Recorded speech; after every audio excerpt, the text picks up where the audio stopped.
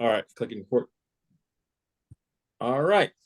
Welcome to the Stavros, is Attic there? and the Counselor show podcast. Wait. Is there someone else on right now?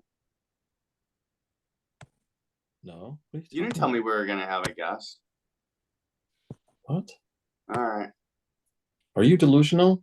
all right, all right. What? See, Thought there was Adam, I another feel the dude on. same. All right. Same thing. Oh, there is someone else on. Hey, what's your name? My name is Keith Murphy. What's your name? Keith Murphy. I'm Adam Taylor. Nice to meet you. Nice to meet you. Wow, it's wild, right? Did Like I I didn't did, know did I that just there was. jump in on a grinder meetup? Should I leave? Keith, very nice of you to use your full name like that. I really like that. Well, that's how I was raised. You get all of me in the first shot, I like it. and that didn't sound great. Barbara's great pick so far. Like this dude. So far, I'm hearing Massachusetts. It's going to get worse, Keith. It's going to get worse. Yeah, Give it another 15 minutes and I you'll love want it to already. vomit. I heard it. Properly. I heard that soft Non-existent R. So, introduction to this fancy show of ours, and obviously we have an awesome guest that we want to get to.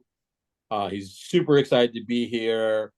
Super made moves to make it happen for tonight. So we greatly appreciate his time. We don't want to waste his valuable time, Adam.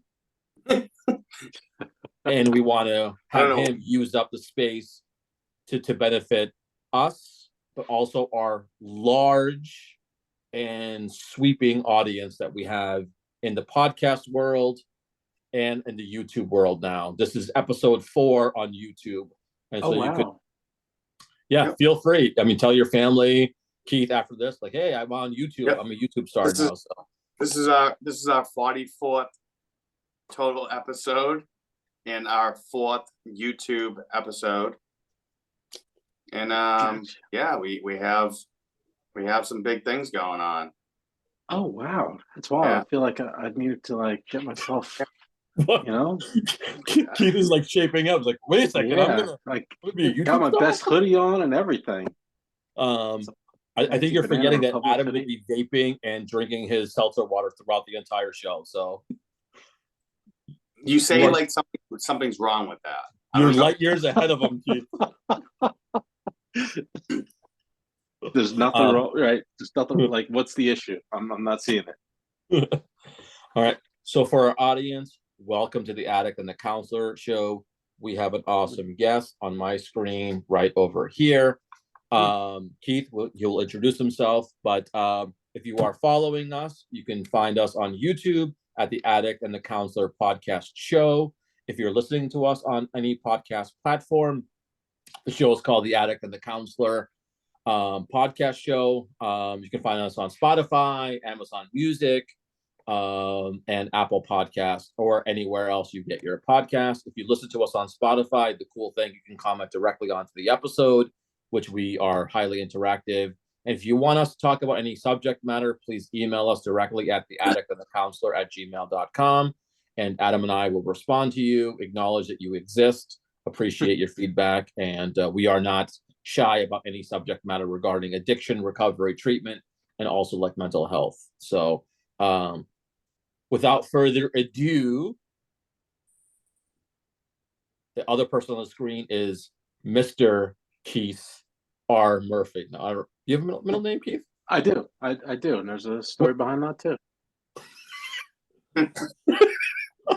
Story with everything. As you get older, there's stories behind everything. That's the gift of getting older. You have the blanket ability to tell stories about the stupidest stuff. The question is, can you tell a good story about? No, I do not. I tell terrible stories. You get tons of stories that can't be told, really, right? I get polite nods and smiles. So that's the extent of my good storytelling. I cannot I'll be respectful. I'll be respectful during this episode. I appreciate that. I really got do. that. You got that. So I guess the format of it, Keith, is sharing whatever you want to share about yourself, and maybe some background between, you and I. My time at Rutgers, at least, was spent, most of it with you, obviously 2 different campuses. So that's where we kind of, that's where I know you. And a couple of things I think I shared with you, but I will definitely share it to the wide sweeping audience, is that Keith is an LPC in New Jersey, just like me, which stands for Licensed Professional Counselor. I don't know how you feel about this, Keith, but like even in my journey in New Jersey, there's not that many LPCs roaming around the land. A lot of social workers, like Adam Taylor here, did some social work schooling undergrad, right, Adam? Yeah. So when I see like another LPC, like a part of me was just like, oh my God. And obviously for you, like 2 guys, I'm just like, oh my God, LPC guy. I was like, this is awesome. There's not many. So, and obviously like our line of work that we did like on the Newark campus, and obviously your time at New Brunswick overlapped because it was mostly on the, the substance use and, stuff. So like a lot of those parallels, I was like really enamored by it. And above all of that, you're an awesome person. You do awesome things. And so like when Adam and I kind of talk about like each of us try to bring a guest on, I was just like, holy smokes, Keith would be an awesome person. He has an awesome story, but also he does awesome work, too. So the format is you share whatever you want to share. Roughly, we're kind of together for like an hour-ish, depending on how long you want to take it. Towards the end of it, we kind of transition to what we call is the 5 controversies, a little game that we play to kind of lighten the mood, because some of our conversation is sometimes very deep and heavy and intense. And so we do the 5 controversies as a little way of like breaking up that intensity and ending the show kind of that way. So whatever you want to share, however long you want to go. Sometimes we butt in and ask a little more deeper questions. We want to go with wherever you want to go with whatever you want to talk about. Adam, do you want to? Yeah, no, I think you described our outline of the show pretty nicely. On point. So yeah, I mean, I would say too, similar to what you just said, our average episode is about an hour. Sometimes we're hour 20 minutes, sometimes we're an hour or a few minutes under, but it really doesn't matter. It's a podcast, so it could go on for 3 fucking hours, I don't know. And Keith, maybe, I mean, I don't know if this is confusing for you, but on this show, I play the counselor and Adam over there plays the addict. But I'm not really playing. This is not cosplay. It's not like role playing. It's for That is a different podcast and a totally different. There's a big paywall behind that, so yeah, that's not here. That's gonna be our spin-off show. That's something totally different, man. And I don't think I want to be there if that happens. So I'm just letting you know. Don't call me. Do not call me. And and honestly, something like that does happen, and we happen to see each other, don't acknowledge that we're all there. Yeah.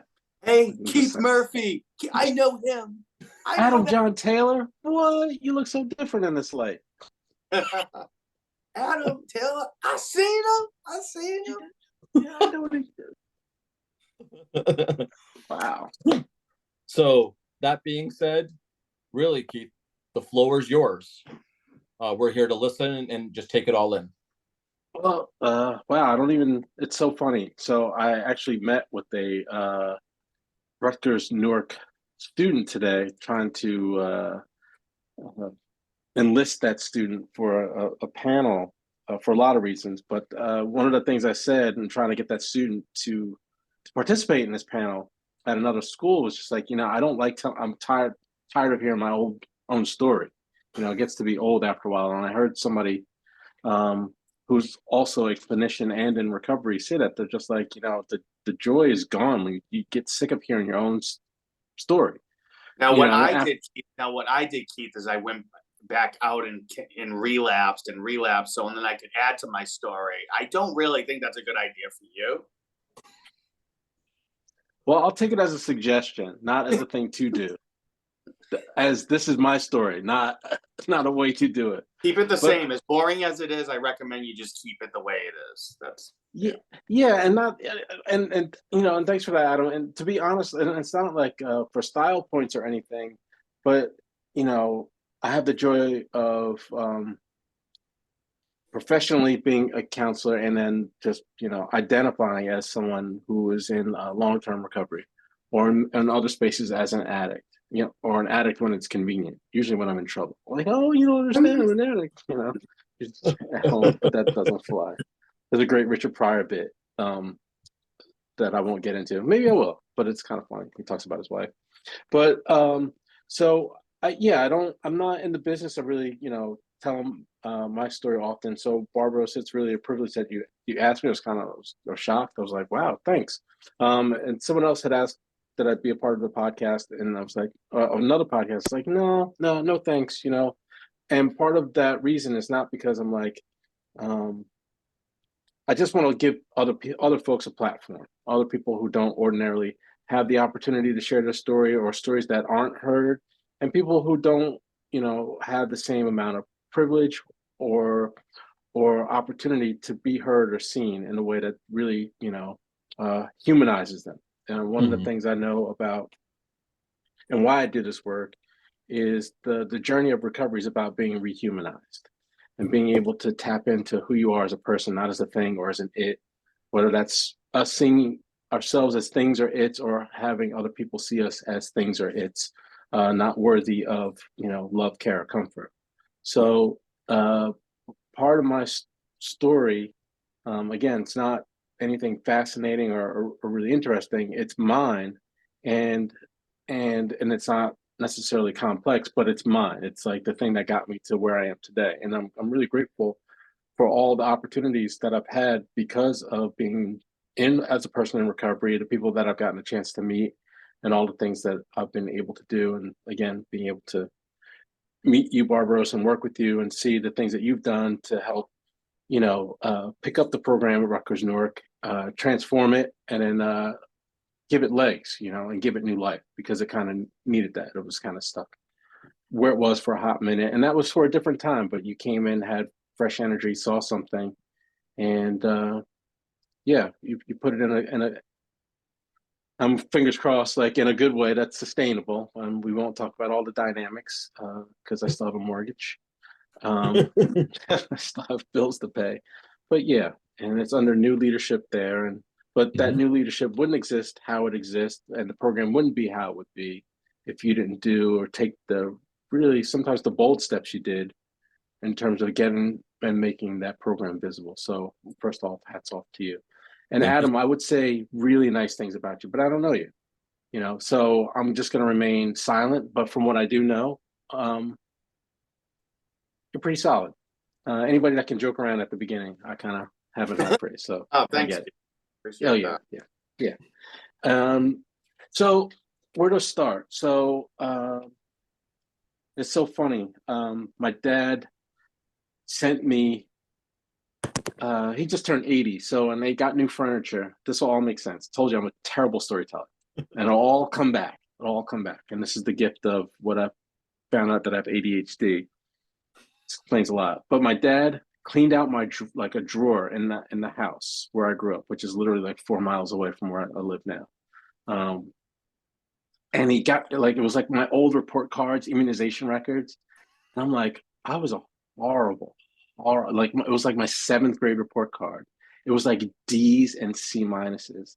And I'm like, oh my God. I'm like, how did I bring these report cards home? And then I realized I didn't. I don't know how they got them, because I would either hide them, burn them, because I came home first. I was a latchkey kid, right? Both my parents worked. So all the terrible mail, I would be able to snag before they got home. This was before like emails, computers, all of that stuff. So it would just be like, my parents would be like, we haven't seen a report card for you in like 6 months. I'm like, I don't know. The school's whack. I don't know why you send me here. I have no idea. Like, hey, what about this parent? Now there's like 3 different ways at least you can get the report card from your kid, Oh yeah. Yeah. Oh, this and there's a statute of limitations that I've now passed, and my parents know that like I forged their signatures on things. I know how to do that. Um, I'm really going to date myself, and this all feeds into part of my story. Was that I would take back in the day, you'd have the carbon copy credit card receipts. And my dad would take them, and he would like if he got gas, he'd like keep the receipts.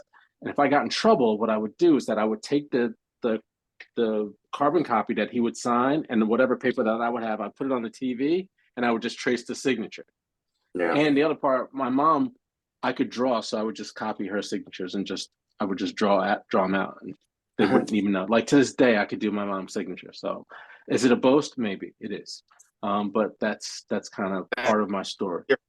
Um, That's your so part of that, and I tell that story for a reason, was because a big chunk of my life was about lying to my parents and being deceptive to them because one I don't know if I could trust them. You know, they're weird people. No, I'm kidding. I could trust them, but I didn't know that. I was a kid. So I grew up um, in a few different towns, but mostly in New Jersey. I was born in Orange, New Jersey. We moved to Asbury Park, New Jersey. Moved to Montclair, New Jersey, and then from Montclair moved to Maryland, and then from Maryland back to New Jersey. And it was a lot of moves. And my dad worked for IBM. He's one of the few like black employees for IBM, and IBM stood for IB Moving. So with every promotion came a move on some level, some part, right? And what they did, what they bought into was the American dream. Was like, you know, moving to the suburbs, you know, literally like the Jeffersons, moving on up, like doing the whole thing. So part of my experience was, and having that success meant moving away from people that looked like me, my own culture, closer to more predominantly white spaces, and what that meant. And in that move, my parents thought through maybe by osmosis that I would figure things out, would get a good education, which I did. But the path to success would be like kind of paved for me, but it was not. My parents worked; they both worked two jobs. Oh, well, they both worked, so dual income. It was me and my sister, and I had a pretty hard time of it because I didn't know where or how I fit in through most of my time in school. I remember just being different. I remember literally counting on my hand all the black kids like that were in school. I could actually probably name them now, which is kind of funny. And I could also tie this into another weird Rutgers coincidence too, but because it gets wild, all of the weird connections. So I could remember for a good chunk of my life being like one of the five black kids, and then just automatically being like, oh, if you're the other black kid, you have to go out with the other black girl, you have to do all the other black things. And like people would be like touching my hair, people would be like, oh, you listen to this music or that music, you do this thing, because they had no exposure to black folks. And I remember this one party that I had, she was like somewhere in the early 80s. And we listened to the black radio station. It was funk, R&B at the time, but you remember Queen the group, they had a crossover hit, Another One Bites the Dust. And I had my white friends over, they're just like, wait a minute, like you listen to Queen like as music? But they didn't realize that Queen was playing on a black station. And they were like, Yeah. what is that about? But what that meant though was for me, it was just like, it was strange for me and strange for them because they never had any black exposure. For me growing up in, let's say in Maryland, like in like fourth through fifth or through sixth grade, I was listening to country music because I wanted to fit into with all the other white kids, and I thought it was rock and roll. So I would listen to the Oak Ridge Boys, like singing Elvira, thinking like, "Wow, I'm the coolest kid in the world." But I was listening to country music on the AM radio and my parents didn't know because every day we'd listen to R&B. But I would like most of the kids that I hung around with were listening to AC/DC, you know, Black Sabbath and all the other stuff. But I didn't know. I didn't know how to fit in, how to do all the things. So slowly, what that meant for me was that one, if I was rarely seen in school. I was rarely helped in school. And most of the time, if there was anything related to school things, I was probably getting in trouble because one, ADHD, class clown. I didn't realize that. So all the school reports I got were like, he's smart, but he underachieves. But at the same time, I would lose my scarves, I would lose my hats, I would forget my lunch, I would forget my keys. because I had ADHD. I didn't realize it. And actually growing up now, professionally becoming a therapist, my dad pretty much has ADHD. I didn't realize it, but I'm like, that explains a lot. It also explains a lot in not trusting my parents, because my parents would talk a lot. And they didn't seem like they had the capacity to listen, because I couldn't put together a coherent story, especially when I lied. So it was really hard to be in that space. So eventually what happened was that impacted my self-esteem, who I was, how I presented myself. And so I walked around with a big empty. So when I moved to New Jersey in the 7th grade, it was a big, heavy transition. It was like, wow. So it's another school, you know, puberty, all the things, being one of the few Black kids in school, not being, you know, exceptional in sports or any other area. So I was just a regular schmegular kid, right? But the expectation was that I would be, now I'm really going to date myself, being a good breakdancer, basketball player, all those things. None of those things. I was regular schmegular. So all of that eventually led up to a place where I was just walking around just miserable, not knowing why things in school didn't click. I was friendly, but really couldn't get too close to people, because I couldn't have friends over too often, and I couldn't go over to their house because my parents were scared. Like, hey, you're the only Black kid around. What would that look like if you're hanging out with these white kids? God forbid something happens, you get accused of something. So they were extra, extra cautious. So eventually what happened, probably like the summer of 8th grade going into 9th grade, found these kids and we started smoking pot. And I found my people, I found acceptance, and I found an identity. Found an identity in somebody who low key used weed, was rebellious, it was hard to catch me doing all the things, coming into school high. So weed was the thing.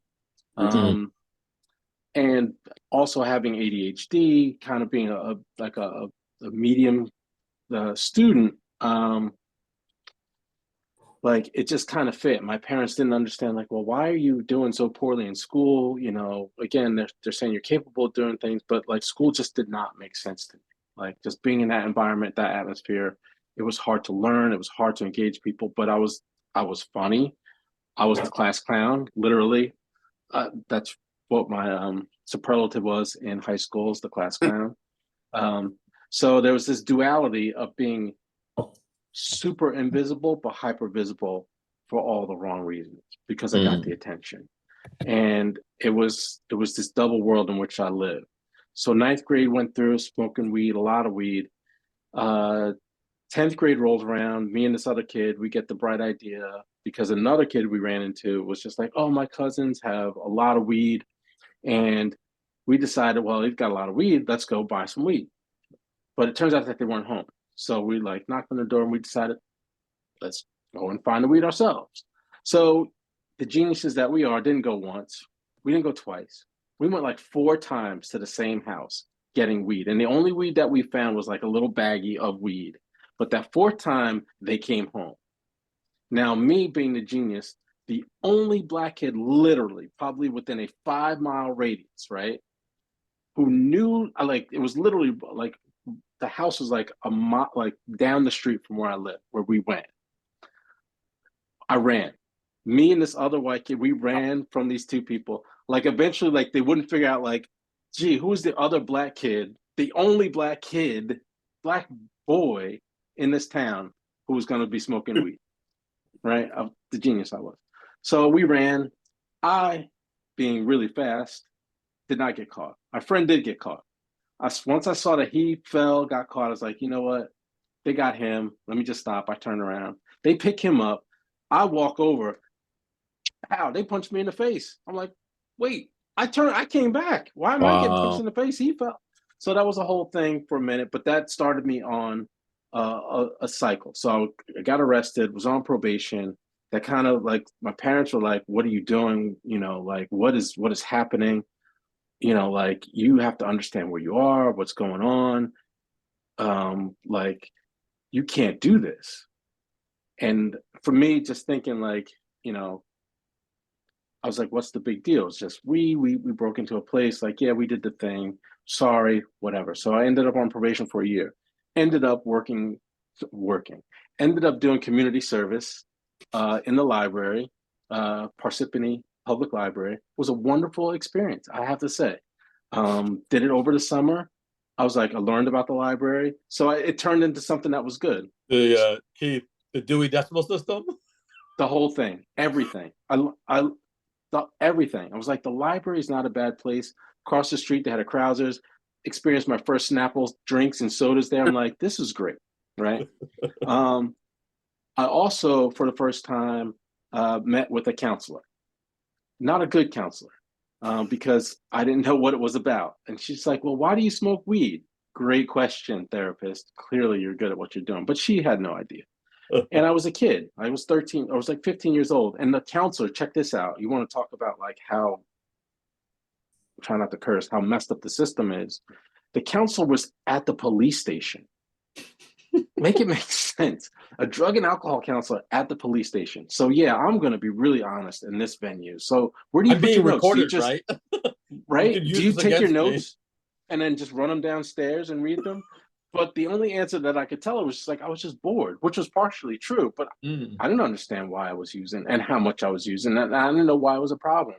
But all the while, that year of being on probation was helpful because I stopped smoking for that period of time. I kind of got a little bit better school-wise, which was good.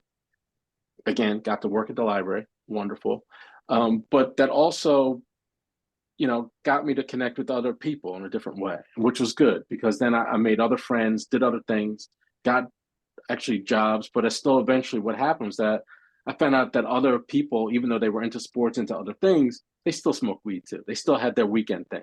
Yeah. So the way they did it was a little bit different because the wrestlers and the other athletes, they would do it off season and, the Friday, Saturday night. It wasn't like an everyday thing like how I was used to doing it. But we still connected, and sometimes it was about weed, or sometimes it was just about hanging out. But it was a good exposure for me. I got just the experience of working with like really conservative people I worked at a gun clubs, like this one black kid at a pretty conservative, racist. I won't say conservative. It was just racist gun club in New Jersey. It was still a wonderful opportunity. I mean, it was not great being people talking to you about the N word within earshot, but they were like, no, no, no, no, no. But we're not talking about you. Yeah, I was like, but who else are you talking about? Right. I'm here, right? There's another one. There's another black person here. Right? Oh, but you do. Well, like, who are you talking about? But not you. But it was still fun. It was because I got to meet World War II vets, talking to them about their experience in the world, like exposure to guns, like Second Amendment people, like how right-wing people would think about things. So it was actually a good experience. I mean, and it taught me like how to navigate certain situations that may be tough, like when to speak up, when to shut up, how to be. So that job paid great, paid under the table, met some great friends, still smoking weed. Moving into junior year, high school, still smoking weed. Not as bad, but still getting my shit together, figuring out life. Got to be a better student, kind of figured out that I kind of liked history, kind of like I could read things, I could write a little bit better, and I started to figure life out. But it wasn't until 12th grade, around finals time, that we decided to smoke weed outside of the school. Lo and behold, smoking with some people whom shall remain nameless to protect the innocent, because one, I think I was the only one who actually came out with a significant substance use issue. We were smoking, I think, fake weed. I don't even remember how the story goes, but the vice principal walks out, Gary U.S. Podums, that's what we used to call him, and he looked like an old Richard Nixon type. It's like, what are you guys doing? Boom, we got caught smoking weed, had detention over the summer. Parents found out. They're like, what? Without cursing, like, what are you doing? All the things. I'm like, oh, it was terrible, whatever. But it was a pattern that was building up. It was a pattern of me just having almost a double life. Being this one kid with a certain group of people, but all the while still being with this other group of people, wanting to be cool, wanting to be accepted. But all the while, the glue or the thing that the sinew that held us all together was the weed smoking. Because apart from that, I didn't know how to connect with people. I didn't know how to have relationships that were real and genuine with folks. Fast forward, didn't know what I was going to do after high school. Out of a class of 236 or some shit like that, I graduated 232. College did not seem like it was in literally like the skin in my tail. but I was actually good at history. Actually found out that I was like, it just came alive for me. I had a couple of teachers like vouch for me to like participate in this political institute that they used to have, but I couldn't do it because one of the other teachers actually knew that I got in trouble for breaking into the other kid's house. So they're like, this kid smokes weed. We can't have him. And plus his grades suck. So we want nothing to do with him. So shout out to Mr. Johannesson for always seeing me and giving me that chance and actually going to bat for me when he didn't have to. That was a Wow. big deal. And I remember that. I will never forget that. Fast forward, go to County College of Mars. I'm like, I'm actually killing it. So the other grades that I got to see when my dad sent me, I told you it was coming back, this ADHD, was that he sent me my county college grades. And I had never, when I say never, I had never gotten an A until I got to college. Wow. Wow. And community college. And to top it off, it was in a subject that it was in something that I thought I could never do. I could write. I could put together my ideas because I could think and put together things better than I could actually speak them. So I could take my time and really go from A to B. Because I had an 11th grade English teacher. She was English. It was kind of funny. She would criticize you, but she had an English accent. She goes, you can write, but how you write, you kind of like bird walk.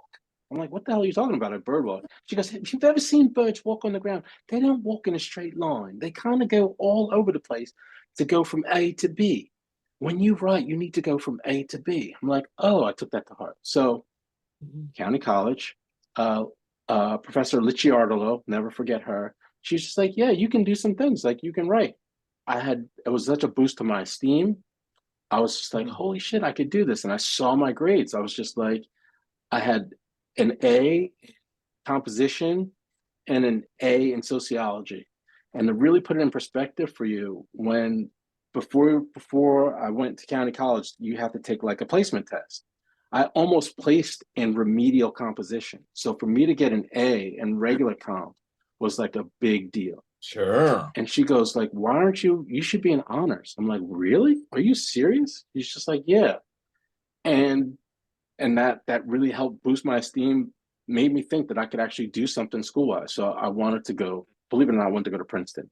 But that was a pipe dream, right? My dad was just like, because my dad kind of knew me, and my dad carries probably some anxiety too as I get older and really begin to understand him more as I understand me. He was like, no. And we've got a history of addiction and people not moving out of the house, out of family homes, like where he grew up. He was just like, no, you got to get the hell out of here and go to school. So 1 year county college, you're done, you're going to Rutgers. So I went to Rutgers in undergrad. So, but all the while at county college, I was smoking, getting high, doing all the things, hanging out with some of the same friends in high school, doing all the shit. And trust me, this all goes somewhere. But right now, it stayed pretty consistent with just alcohol and weed. It didn't go anything past that. And college, pretty much the same. Like the first year, a lot of weed, a lot of drinking, trying to figure out my life. Didn't do so great first year at college. But what happened was that I didn't know ADAP, alcohol and other drug assistance program, existed at college. I didn't know counseling existed. So what had happened was finals time, spring semester, me and my roommate were smoking copious amounts of weed, just tons of weed, just stinking up the dorm, right? And we had an RA that sucked. I won't shout him out, but I remember him too. He was terrible. So he was so bad though that the other RAs in the building had it out for him. So they would come through and check his floor just so that they could make him look bad. So part of making him look bad was like catching students like doing shit. This guy. So around finals, we were smoking a ton of weed. 2 RAs come, they bust us. The whole thing goes sideways. We go to the hall director, whoever the person was that was living, the pro staff, professional staff that was in the building, and basically she didn't offer me help, no assistance.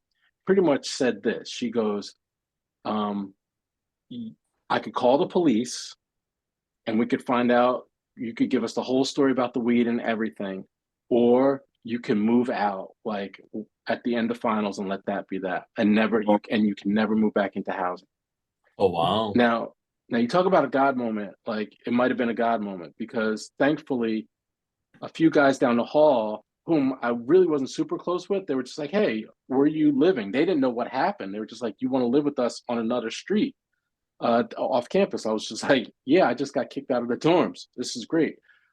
The other sad part of that, my youth also got my then girlfriend at the time kicked out of the dorms too. She never went back to school. So that's something that like was always bothered me. And my other roommate moved into his fraternity, living his best life, doing the whole thing How because old they are didn't you? have. Keith, how old are you at this point? About So I'm a little older, 91, probably like 19, 18, 19. all right.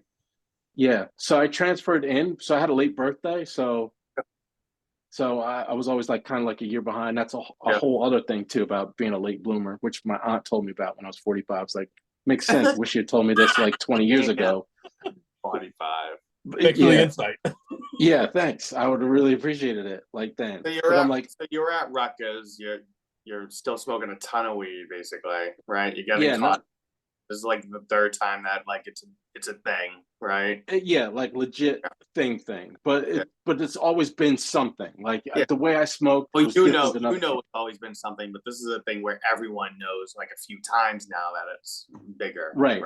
Yeah. Like nobody knew that I was such a bad drug dealer or trying to be like again, the only black kid, one of the few black kids in school trying to be a drug dealer, fitting all the stuff. Like, come on, like stop. If you're black, And though, aren't you just automatically a black dealer, a drug dealer, right? If you're black, that's what I'm saying. So it's Right. there. So Right. I was just no, but like funny, Yeah. but yes, That's but what they like think. in my mindset, how do I connect to my culture? That was part of the thing. That was part of the problem.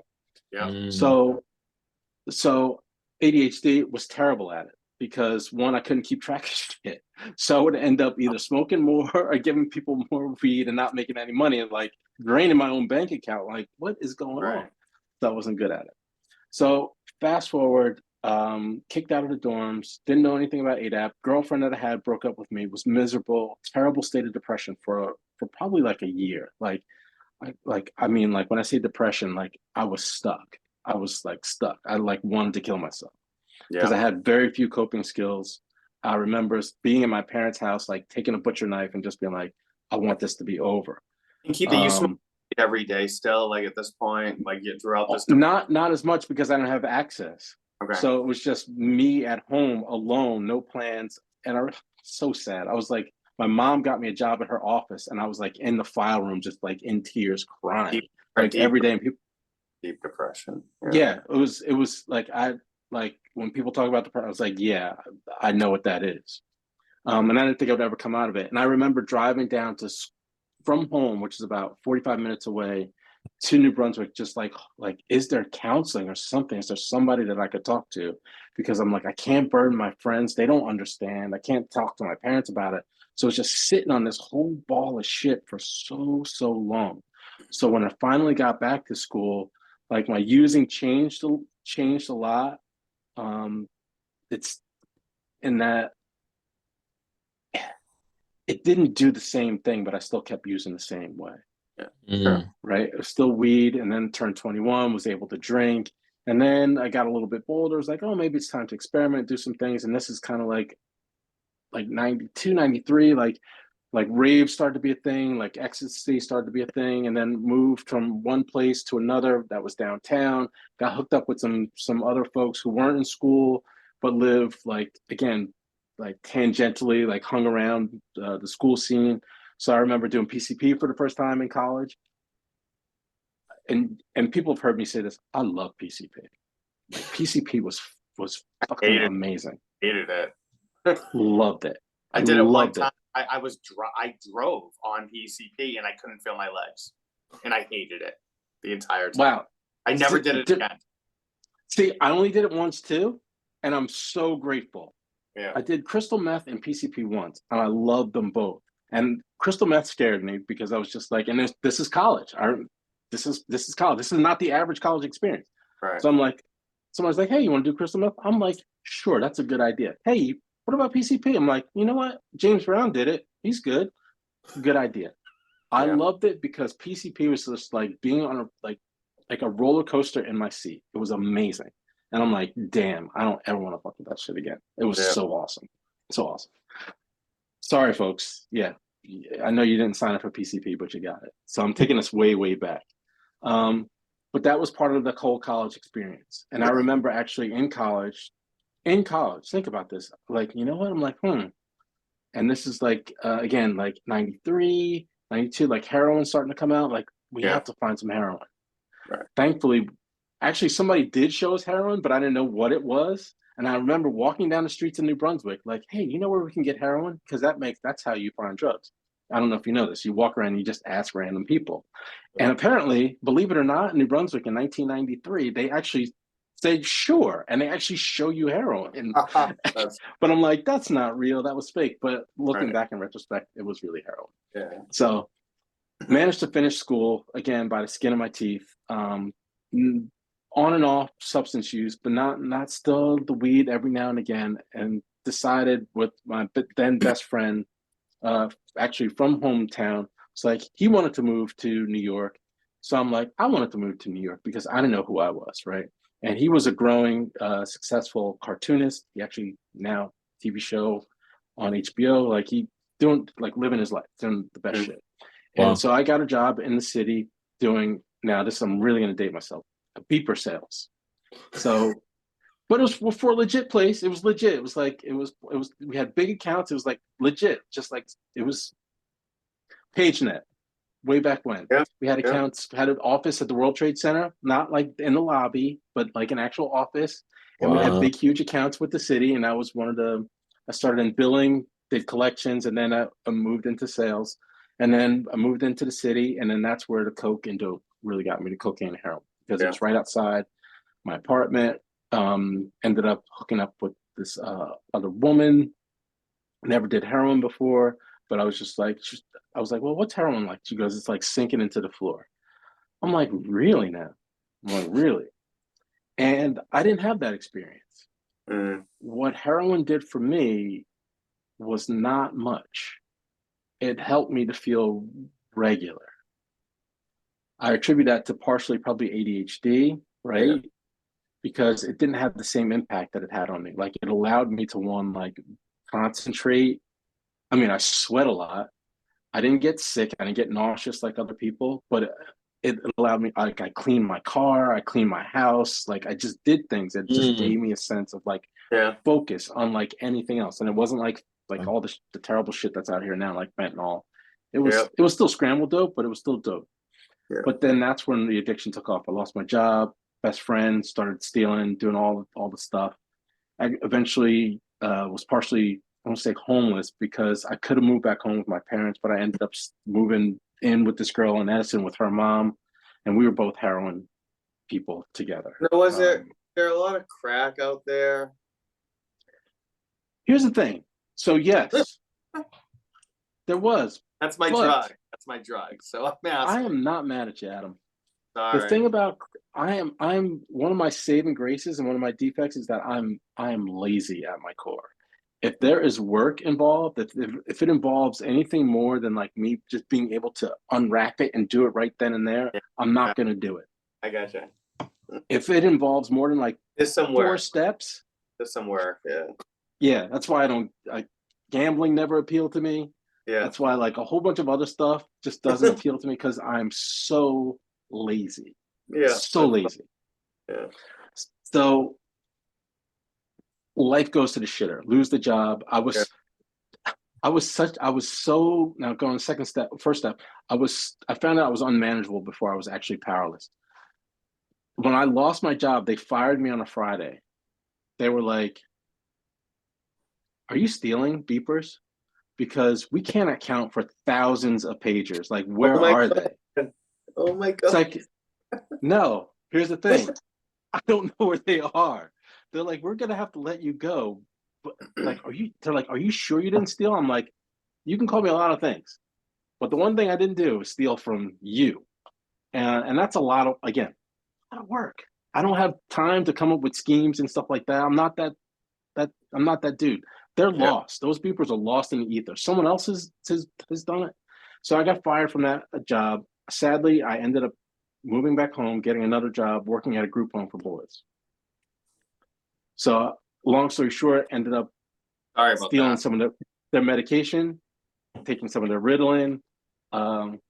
Don't recommend taking any other psychotropic medications if you don't have those issues, because they make you wildly uncomfortable. Terrible. So that happened. Eventually, what happened, my addiction caught up with me some more. I ended up going back home, stole my parents' wedding rings, pawned them. My dad confronted me on my job, was just like, hey, look, what are you doing? Like, you're fucking up. And when my dad curses at you, like, you know it's real. And but before then, I actually had got arrested for a possession charge in Newark. So I was on probation, but I couldn't stop using. Was on methadone, tried all that stuff. So that was all part of my story. Just methadone just didn't work for me. I still wanted to figure out a way to use successfully. He confronted me. It's just like, you can't do this. There's actually somebody from their church that had actually gone through like a Salvation Army type program that's in Morristown, like a few, like a town over. It's just like, hey, Keith, I'm sorry. Go ahead. During one of my relapses, I'm like, all right, my options were limited, and there's a Salvation Army nearby, right? Rehab Salvation Army, like have the program there too, right? And you work, it's like work therapy. You work. Yep. Oh my God. Yep. Dude, how long do you think I lasted before I hit the highway with my trash bag? The highway, I'm walking out because I couldn't fucking sit there and staple for 8 hours. That was one of my reasons. You know what I mean? And I'm like, I'm out of here. And I hit the highway, dude. Just walking down the highway. But I 110% get it. And so it's funny. So you said work therapy. That's literally what it was. And it's probably, the program was, I can't take away from what I got from that place, because it helped save my life. Yeah, the God part is fine with me. It was that we're sitting there stapling for 8 hours. My mind couldn't do it. No, I'm not mad. See, it's so funny because I went in with a college degree, right? Yeah. I'm like, right. And honestly, that was probably the best education I ever got in life. It taught me everything about life that I needed to know that I thought I was going to get in college. Was how to talk to other men, how to be vulnerable, how to share, how to just be, how to show up every day, day in and day out. And it's funny, the thing that got me to stay was like, the dude was like, after my dad brought him over, he's just like, what are you doing? I'm like, not much of anything. If you look around, I'm like, I'm practically homeless. I'm working at this group home for boys. I'm stealing their fucking medication. I'm stealing my parents' wedding ring. Like, what do you mean? What am I doing? I'm about 20 pounds underweight. Yeah. Like, I'm using to live and living to use. You know how that goes. And he goes, what are you doing for like 6 to 9 months? Because that was the program. I'm like, not too much. I'm like, 6 to 9 months. I'm like, that's a basketball season.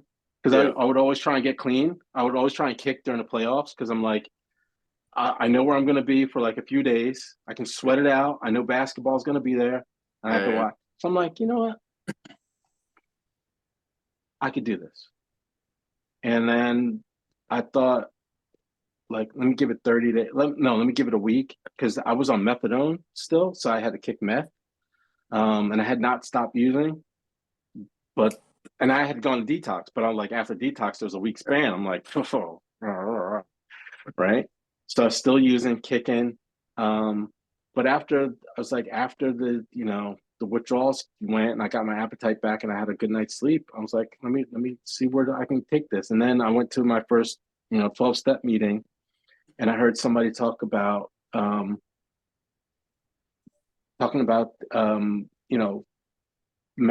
to life, full flight from reality, all of that shit. Just like, I'm like, there's a name for what I've been doing. There's a name for where I'm at. So I'm like, there was that recognition and a sense of relief.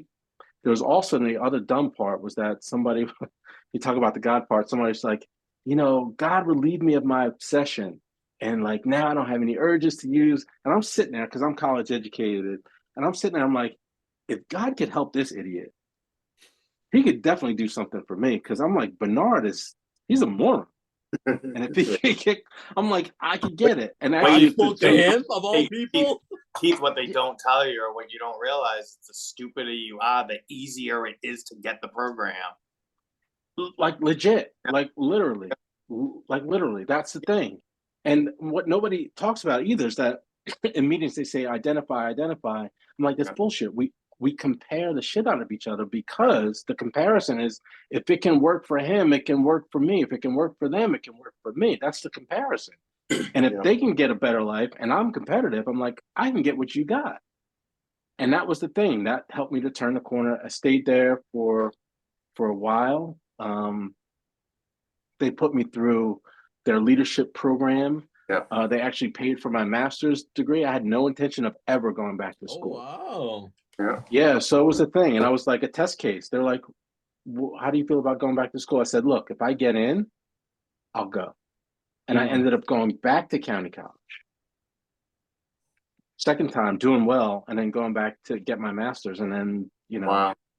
yeah, and that opened the door to so many things. I met my wife at graduate school, and then I worked for the place where I worked, and then it rolled out a little bit more. And then I met a kid that went through the program who wanted to go back to Rutgers, and then that's how I found out about the Rutgers Recovery House. And I'm like, oh, You've been clean since? Yeah, so I did. So I don't have a clean date. Now, there's a reason for that, and that's a great question, Adam. So once I left, I had a weekend pass, like after I graduated the program, and it was sometime in June or May, right? Yeah. I was like, yeah, I'm done. So there was this little, now you asked about crack. I still had a $5 vial in this radio that I had in the program, and I had it at home. And the vial, I swear to God, I could not shake it out. I could not get that vial. So when I came home, like, I'm gonna get rid of this thing, and I shook the radio, and the thing fell right out. I'm like, well, I can't just let that go to waste. Right. So I put it on the end of a cigarette, Yeah. smoked it. I didn't even get high, but I'm like, for me, I'm like, that's a lapse. It was a lapse in thinking, a lapse in, like, I went back on my commitment. Right. What that was. Yeah. So my heart is always for somebody who does have a return to use, like for me, because how hard it is and how quick it can come and just totally be unplanned. The other part of it was like, I don't remember when that happened. So what I do is just like, kind of like, I just choose like Memorial Day. So Memorial Day 2000, I take as my date. Nice. But I literally made the vow to only go one day at a time. Like, so I literally one day at a time. I don't believe in the years. I don't believe in time, because the thing that helped me stay, at least on this abstinence path of sobriety, was just like, my goal was to learn something new every day. And every day that I don't use the substance, I learn something new about myself. Like there's some emotional thing that I grow from.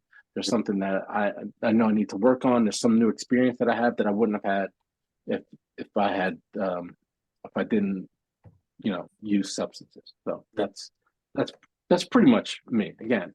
But there's a whole lot of stuff in my story. It's pretty pedestrian as far as I'm concerned. But the thing that really gets me is like how people get through. And I could talk a lot more about, like, perceptions of what it meant to be, in recovery, in the Black community, the stigma that's attached to that.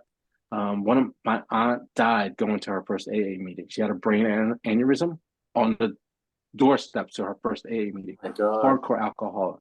All right. I'll never forget it. And that was like the first time I heard AA. I think I was like first year in college. It's like, wow. And I had other cousins and stuff who methadone, who would steal, and I would hear the stories and be like, why would you want to steal from the people that you care about, or not understand until I got in it? Like, oh, now I get it. And they'd be like, oh, she can't get her life right. She can't do this. She can't do that. Or she's on methadone. And I remember living in Asbury and having the methadone clinic, like literally like a few blocks up, like not far from the beach. People I don't know, but like. And Keith, what can you describe for us, like what your recovery program looks like for you today, like on a day to day? Or so I don't attend 12-step meetings, and that's another great question. That's not me anymore. It just doesn't seem like it's not like it's a fit. That's not for me. Literally my day is like, my life is like day to day. I have a sense of purpose. I know my life is not revolve around substance use. My life is like so much fuller and bigger. It's a regular schmegular life. Yeah. Sans substances, like, and that Yeah, it doesn't define me. It's different for a lot of folks. And I kind of lead with it because in different spaces, like I'm always black. So for me to say that I'm a person in recovery means nothing to me. Yeah. You'll always see my blackness first. And to say that I'm in recovery is just like, to me, it's just like, what is that? People don't Yeah. even understand it. Right. Right. So I don't care. Even though it's like, then there's a whole bunch of other stigma and stuff attached to that too. Yeah. So that's why I use my privilege to kind of elevate other people, give them a platform because they need to be seen. Stories need to be heard. They need the opportunity to be humanized. Shine the light. Yeah, literally. Like, yeah. And I'll say, Keith, like it's a reason why like Adam and I like created the podcast, you know, not only because of like Adam's struggles and our relationship, but like, you know how it is too. Like, you know, September is National Recovery Month. Everyone gets all charged up and you get your little month or you get your little week or whatever. And then we just go on to like Cancer Month. And then we go on to like Scoliosis Month. And we're like, wait a second, like we're so passionate about this. Like, why won't we like put this on the platform and keep it there like week in and a week out and all that kind of stuff? And so that was like one of the original thoughts of like having something like this because Yeah. for me, like working in the field and having Adam as a great friend, being affected by like active addiction and recovery and all that kind of stuff, and all the people that have been like in and out of my life because of substance use and mental health, I was just like, yeah, like this is my life every single day. Like, why am I hiding from it? Like, why not shine some light on that and like bring people like you and like other people who come on the show and like talk about like this is a lived way, like day in day out, like however you live it, you're living it that way. Right. Yeah, facts. And the other part is that people don't often connect the dots with substance use. Meaning, and this I always shout out Lisa Laitman because she helped me to understand. Like, we're always in the business of Barbara. You kind of get this. It's like with substance use, the country and the mood as a whole is like, if you look at the stages of change, it's always like in contemplation. Yeah. We're always in the business of raising people's awareness and working with their ambivalence about substance use. And oftentimes people don't connect the dots. So I could talk about women's reproductive rights and connect that to substance use because people are like, well, if you take away women's reproductive rights, what are you going to do with women, one who or folks who are able to have children? Like, how are they going to receive health services, right? What are you going to do with unwanted pregnancies that are the result of unwanted substance use? How do you offer people good, equitable care that's in a comprehensive system? Because if I'm coming to you with substance related issues, but I'm not able to talk about all the other things that are going on in my life, I'm not going to talk to you about the substance use. So people don't connect those dots, or we don't talk about the higher overdose rates now the higher overdose rates of Black and brown folks, or even how the overdose crisis has affected more indigenous and Native American folks proportionally than any other population, not even talked about. Or the fact that they've got a totally separate settlement because some of those folks are they're seen as sovereign nations, so they had to get separate carve outs when they went against the Purdue's and the Sacklers. So like all of the things, or the transatlantic trade, why don't we follow the dollars? Or we talk about what we do in terms of foreign policy in Latin America, or what we do in other parts of the country in terms of keeping imperialism afloat. And why are we still the country that uses the most prescribed and most over medicated country in the entire world? Explain that to me. Make it make sense. Why do we have more prisons than universities in the United States? Right. Why is prisons the biggest referral service in the United States? So for mental health care, make it make sense. Why do we have drug courts? That makes no sense. Why are police involved in harm reduction conversations at all? They're not about harm reduction. They're about one thing. And it's a one path. And that one path is usually abstinence because that works with the binary. Right. Well said. I mean, that's absolutely right. Yeah. Like if we're not focusing on a central figure where like life is affected in many different ways, again, directly and indirectly. And that's what I like.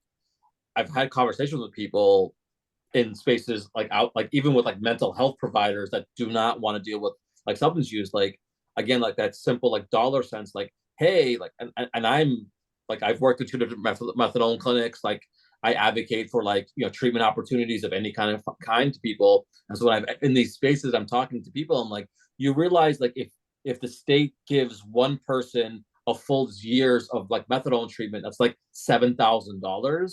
But then if this person gets arrested, you, the taxpayer, is giving them $30,000 to like hide them away. Like, I like my money in my pocket, so if I can do that differently, but like, oh, like it's those like simple things that if you like walk people through, it sometimes kind of like makes sense and like a little bit like breaks the stigma, but it feeds into like how this thing like for us, and again the people like are in this circle, like disgustingly, like the needle doesn't change all too much. Like it's just like floating enough in the air that people can kind of like press a little like button or repost something and be like, I did my recovery work. I acknowledged it. I move on. Let's have a cheeseburger now. Yeah, and it doesn't make sense. It's a checkbox, and it keeps people in the shadows, and it keeps people not, afraid to come out and talk about real issues and real struggles. And then how to create spaces that are actually less harmful, workplaces where people can actually talk about like, oh, this is where I need to go or get accommodations because I need to go to my 12-step meeting. Have it as a baked in thing, but also, so I could go on and on and on in terms of like how it relates to policy and how certain moves go. But ultimately, again, the whole process is about rehumanizing people or making people be whole people again and have whole lives. Like Rutgers, and should have sent you the article. We just able to get naloxone on campus. That's crazy. Just now? Just now. A little late in the game, yeah. Just now. Yeah. I'm like, it makes no sense. The only reason I'm alive is because of that, And so, and Adam, now I'm more than curious. Like, why would you connect yourself to Barbaros? That's what that is the $1 billion question. You seem like a smart, sensible guy. So I know. I know. So I met Bob. I met Barbaros 2007-ish. We were running a couple different programs on the same unit. He was running a clinical stabilization service, a CSS program, 30-day inpatient, yep. And I was running a woman's substance abuse shelter and a program called the HEAT program, which stood for Heroin Education Awareness Task Force for transitional age 17 to 25-year-olds. And I was with this company for quite a while already. And then Bob Rose came in and we connected and hit it off. Basically, like one of the you work with a lot of women, and he was one of the few guys that like, was fucking what I was working with. So we connected and we became what we are today. Is this the pinnacle moment? You're just like, this is it. This is it. Like, it's an awful bond. That's what it boils down to in 17 years. I relapsed after having 14 years clean about 7 years ago, and I've been in and out, and it's been pretty nasty, obviously. But well, I'm glad you're alive. Nice to meet you. Yeah, and Bob Rose has been there for me, so appreciate that. Wow. Yeah. Keith, do you want to say anything about like college recovery, what you're doing? You want to kind of shout out that side of it for the people who like don't think of that as a referral source of options for people in like any like part of like recovery, and then we'll transition to the 5 controversies and lighten the mood a little bit. Yeah. So yeah, I'll just really quick. So, having the privilege of working at college or collegiate recovery in that, try not to say industry now because it feels like that's what it is on some level.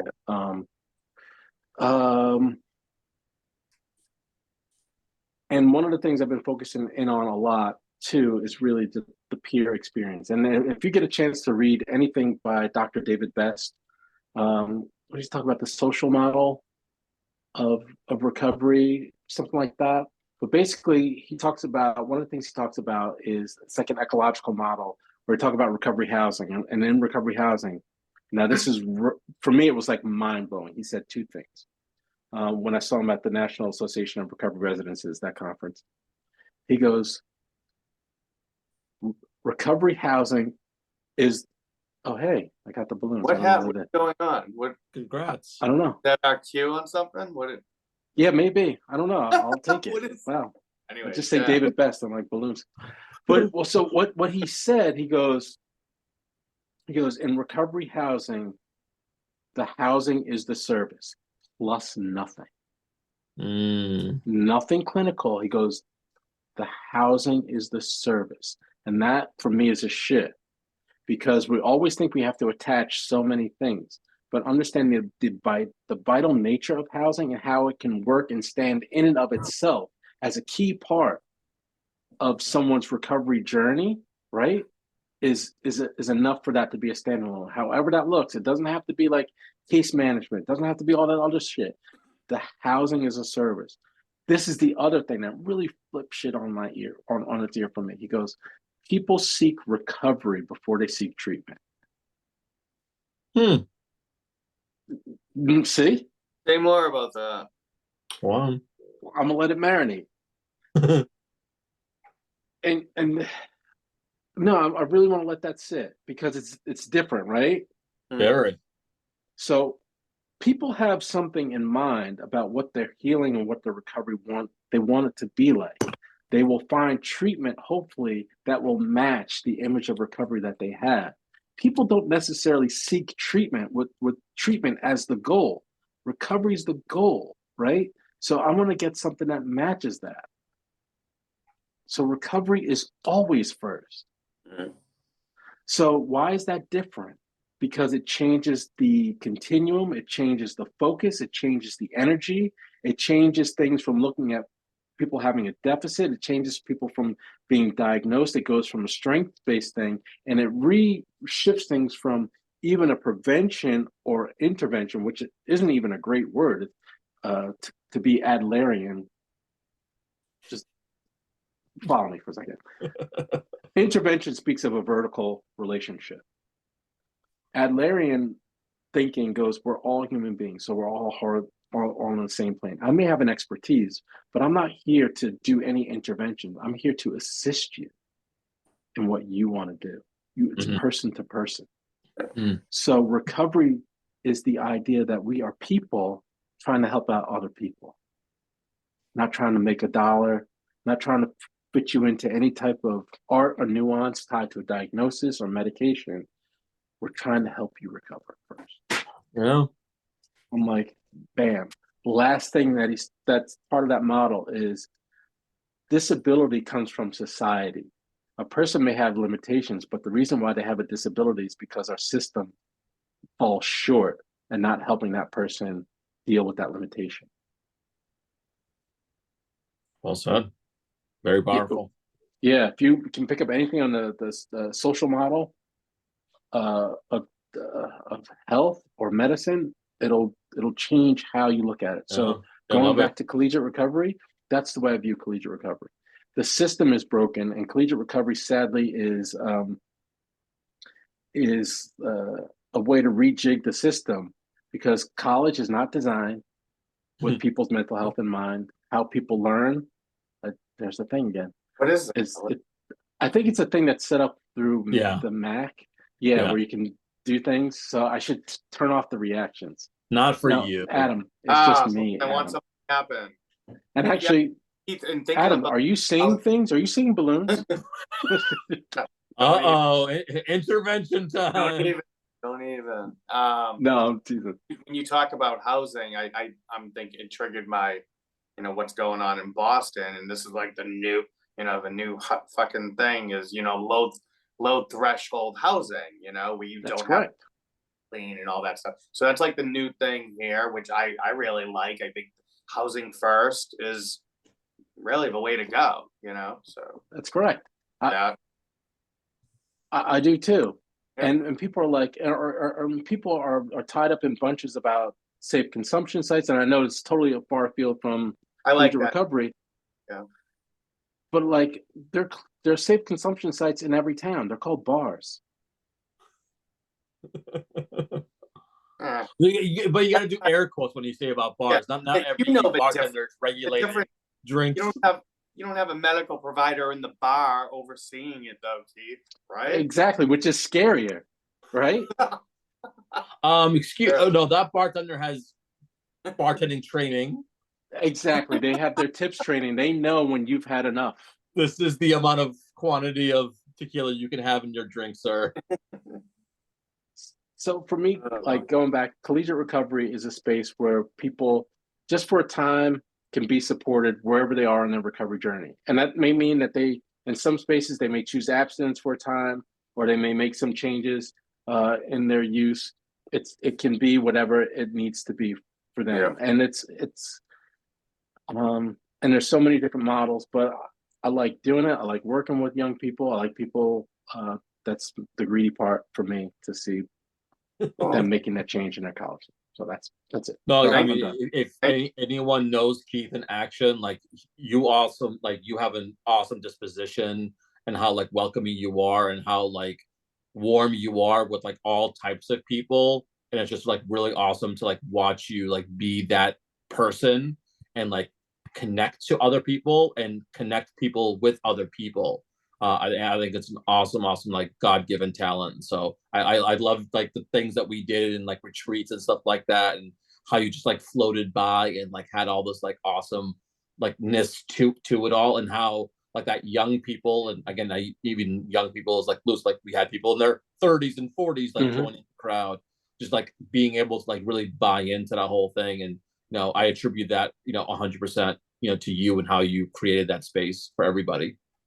Well, thanks, Barbaros. I appreciate that. And it's the lived experience. And I don't even say lived experience.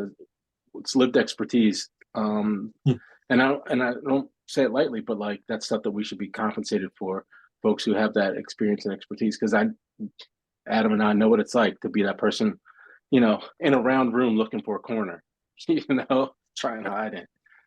So it's just not great, and especially if you're new to the whole thing or you're coming back, it feels like you feel shitty. You just feel shitty. Yeah. Well, thanks for coming on. It was awesome. Are we going to start recording yet? Oh man, Keith, can you do it again? That would be awful. I remember all of Keith's story. We'll just do a transcript and call it a day. Actually, I can transcript it through Zoom. So yeah, I know. That's right. We'll just get like an emoji or something like that, or a Bitmoji, and just put it up. That's scary. All right, Keith, we're going to transition to the 5 controversies. Again, this thing is I usually throw out like 2 things, and we kind of just talk about it, like why you would choose one over the other. So you can give like a little bit of an example about why you chose a certain option there, and then we'll just kind of like go around. So like Keith, you'll start. Adam will go next, and I'll bring up the rear with some of the things that I have here. So we'll just go through like 5 like subsets of stuff. So the first one, not recovery related, and I got some slack about this from a previous podcast, but the first one tonight is not you. Hey. We didn't transition music. What are you doing? Dude, what is wrong with you? I'm so enamored by Keith. He made me do it. Oh my God. I'm sorry. I apologize. I'm human. I made a mistake. Keith, because we make a lot of money off of this YouTube and the podcast, so like we have tons of funding for like awesome, like you saw the balloons and you saw we pay for that stuff. I get it. The high quality audio, and so we've invested a lot of money into transition music, going from the serious part to the 5 controversies, just so there's a little natural like break. And so Adam is our audio expert, so he's gonna play our transition music. So yeah, I'm here for it. Yeah.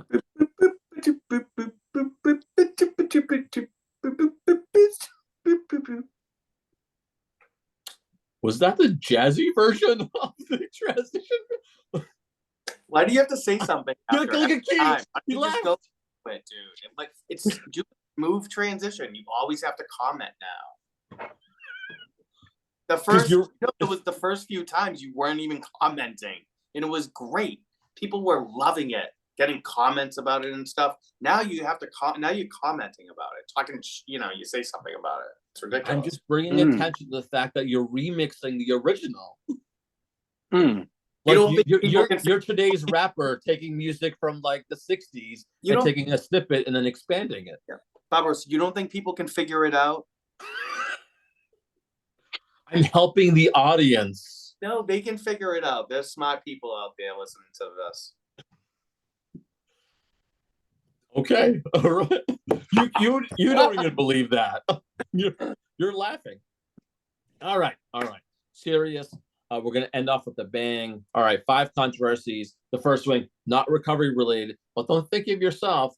Let's say someone you know very, very close to you wins the lottery, like the big jackpot. You become an ultra millionaire. You don't have to work again. After bills are paid and families taken care of, what would be the first ridiculous? Do not say drugs, Adam. Don't say crack. First ridiculous purchase that would just be like, yeah, just like in your mind, like ridiculous, like show of wealth. Keith, up first. It would probably be kitchen here in my house. What is it? A new kitchen or new bathroom. New kitchen and a bathroom. First ridiculous purchase. Yeah. Well, let me. Yeah. Like that. I think so. Okay. I think so. All right. You only get one crack at it. Like we don't have an edit person. We don't have an editor to this shows. We're not adding your second choice in. No, but Adam, you don't play the lottery. You shouldn't be playing the lottery. My top 2?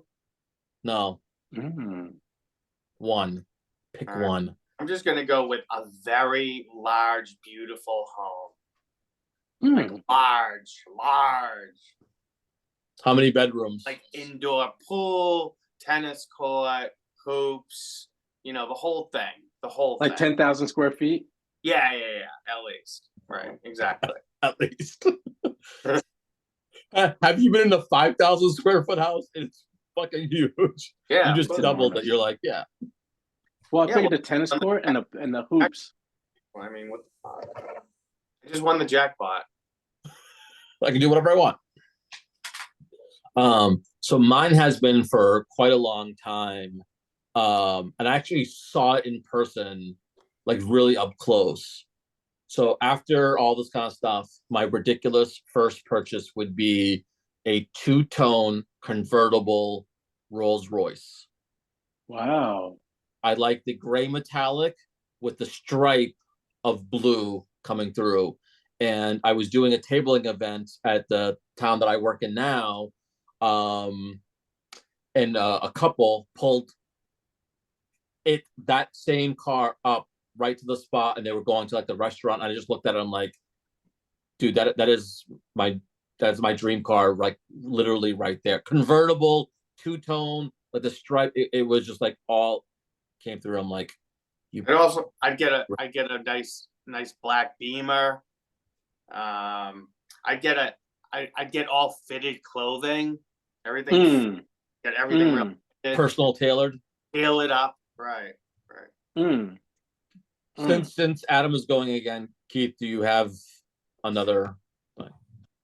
He ruined it already. What a surprise!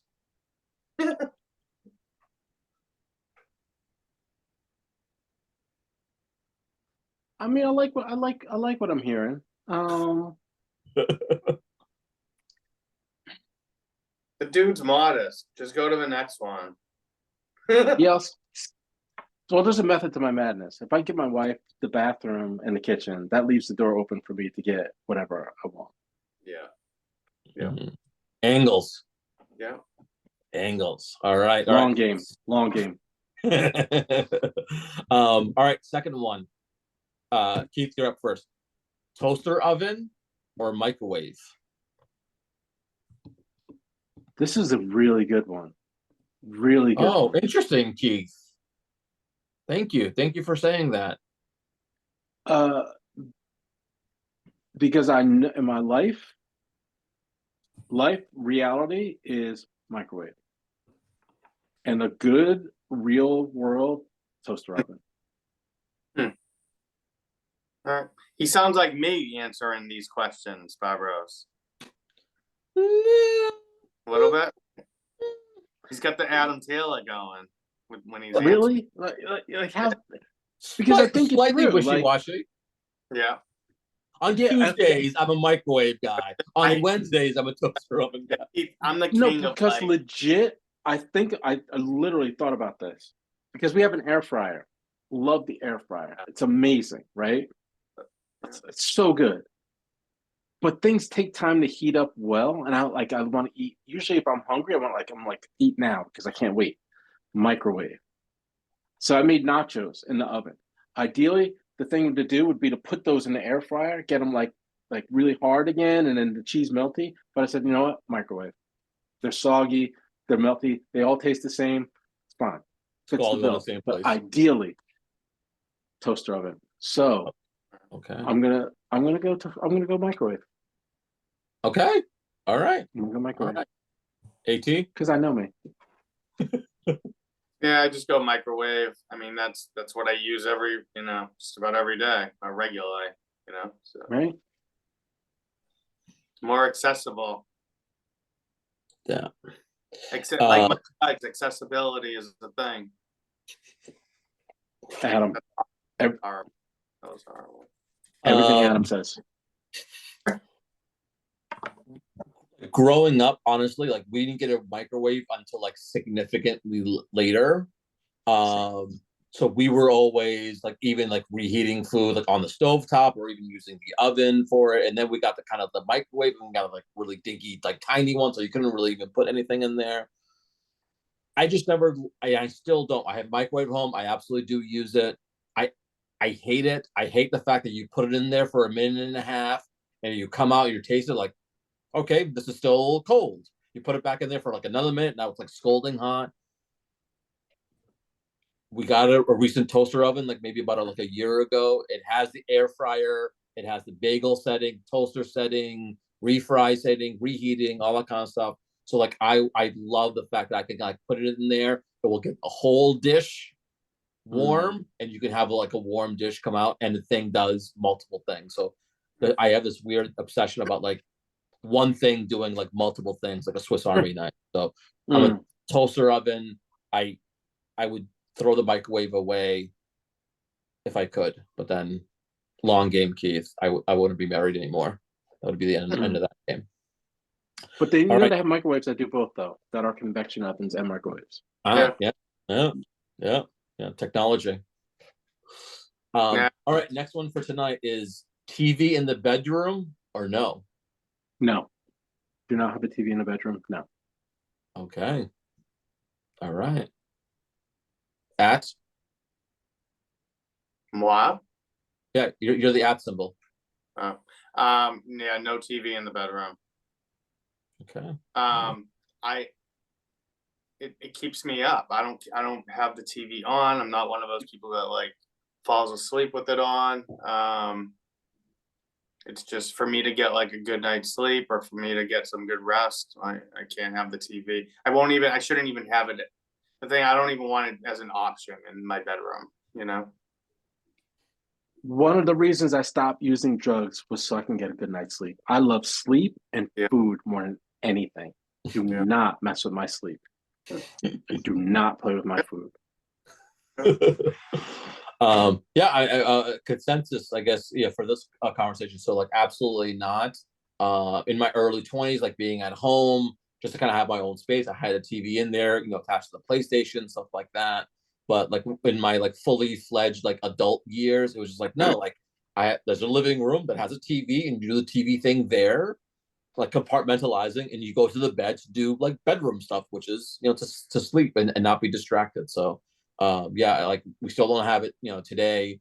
And that works for like both of us. So like, when I see that like TV into bedrooms, it's like, oh God, like let's just go to the living room and like watch TV on the couch or something. But yeah. All right. Number 4 for tonight. Do you use a knife or a butter knife to cut your pancakes, or do you use just the fork to cut the pancakes?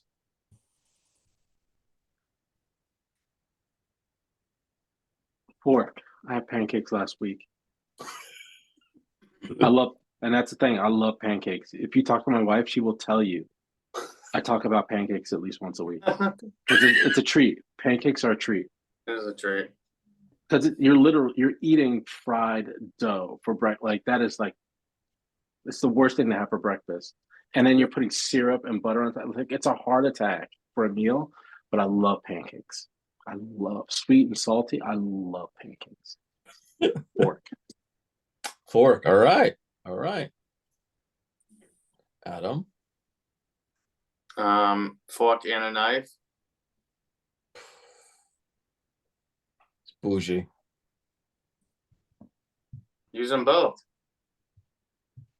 Mm. Adam, Cutting, you were like up here for me. You're cutting and you're using the full, you're using both of them. Why wouldn't you use both of them if you have both of them there? I got it. It's another thing in the way. It's like, but what do you mean? You're holding the knife, you're holding the fork. It's not steak. It's a fluffy piece of item that can be cut through with your finger.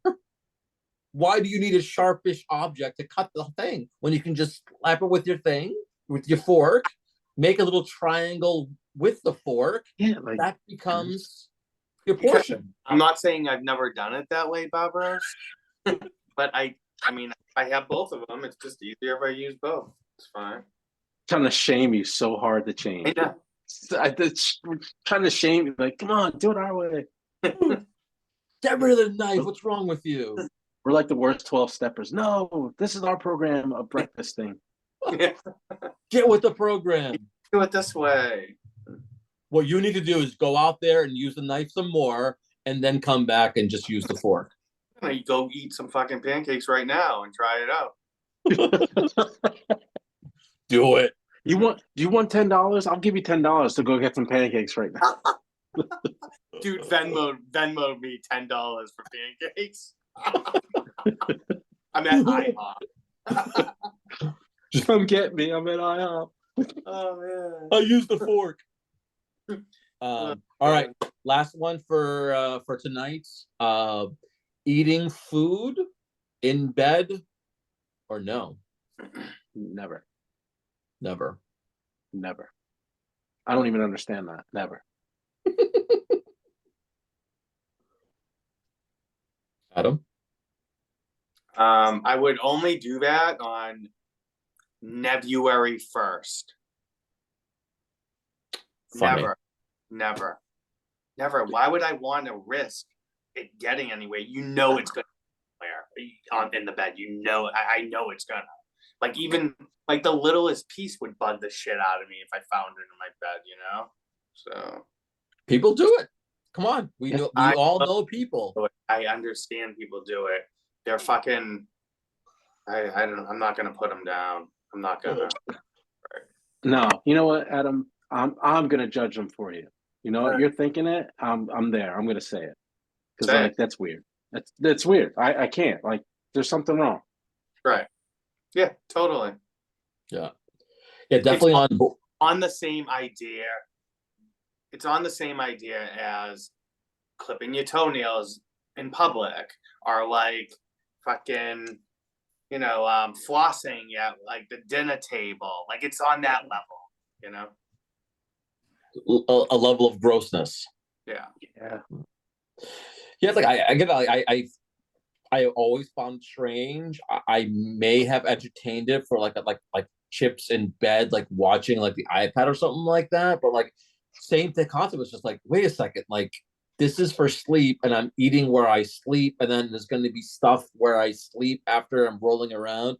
Yeah, I just never got the concept of like being in bed where you sleep and then eating something.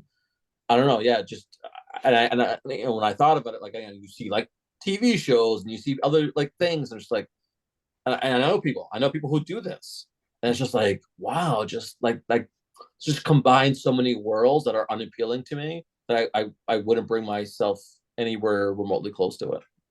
Yeah. So It just doesn't. Yeah, it doesn't feel good. all right, that's our show. Keith, thank you so much for entertaining us. Thank you for spending your valuable Wednesday night away from your wife with these two ridiculous idiots for well Thank you, over an Steve. hour. Thank you so much for everything that you've shared and everything you kind of put out there. Nice to meet you. I know the audience is really going to resonate with it and take a lot of the stuff that you said and hopefully think differently about either addiction for themselves or for other people. So I thank you so much for volunteering, coming on here and doing this stuff with us. I greatly appreciate it. I appreciate you having me. This has been great. This is really a lot of fun. Thanks. So I won't even ask you. I'll ask Adam. Who do you have this weekend, Adam? What do I have? Who do you have in the Super Bowl, or do you care? Keith, no. I have KC.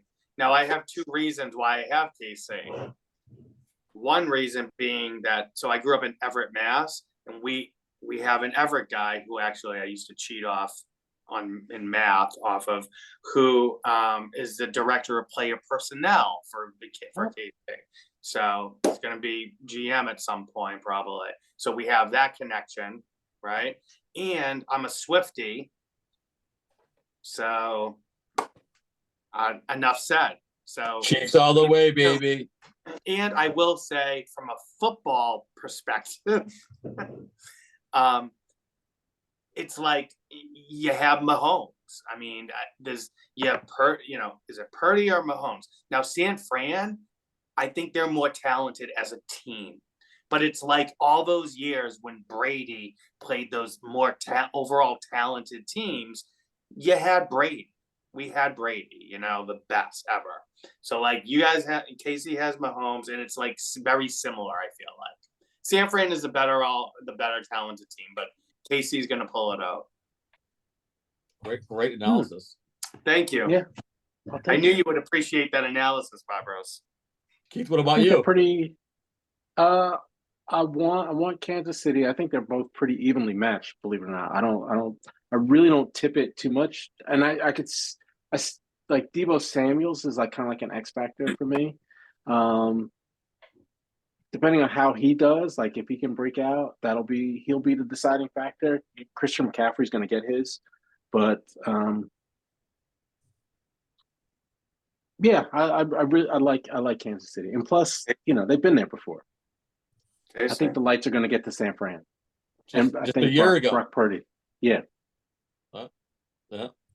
A little fun fact, and I'll end with this: if the Chiefs win, I promised my son I would take him to KC, and we would take in the Super Bowl parade together. Really? Oh, wow, that's a great thing. That's great.